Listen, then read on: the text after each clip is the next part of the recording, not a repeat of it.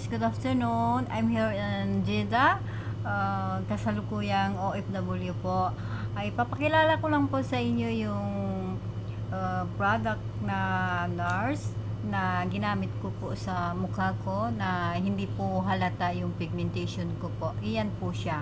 Yan. Mayroon po siyang para sa dry skin, oily skin, kahit anong klaseng skin mo, mayroon po yan. At ito naman ang ginamit ko po na mascara.